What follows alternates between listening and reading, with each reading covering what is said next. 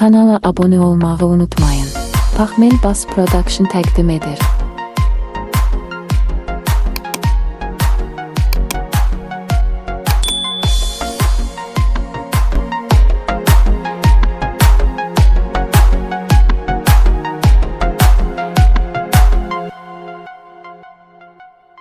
Daha yar olmaz o yardan bize, ne vefa bir itibardan bize. Bu kadar bəsli günah etdi, baxır Allah da yuxardan bize. O ne Mecnun ne de Leyladır, o bir alem bir dünyadır. Onu şair necə vəsf etsin, o xəyalımdakı sevdadır. Məst edibdir bizi peymanələr, gecə meyxanələr, gecə meyxanələr. Başa düşməz bizi bicanələr, dəli divanələr, dəli divanələr.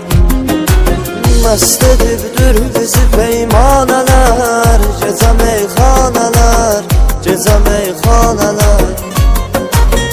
Başa düşməz bizi bicanələr, dəli divanələr, dəli divanələr.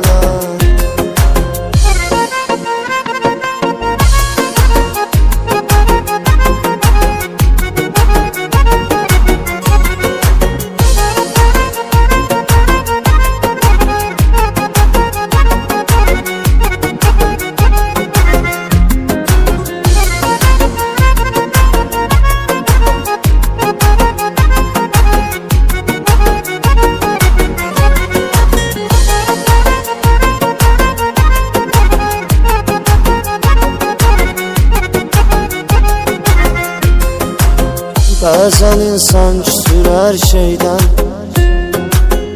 qara qismət, qara taleydən.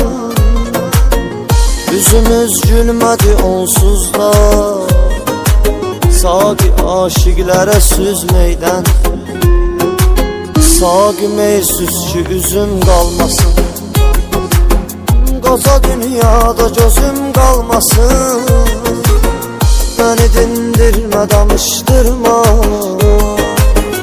yine içtim ki sözüm kalmasın. Məst edibdir bizi peymanələr, gecə meyxanələr, gecə meyxanələr.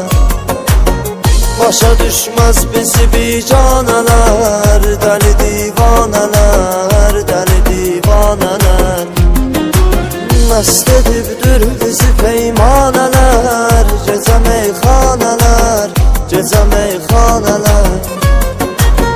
Başa düşməz bizi bicanələr, dəli divanələr, dəli divanələr.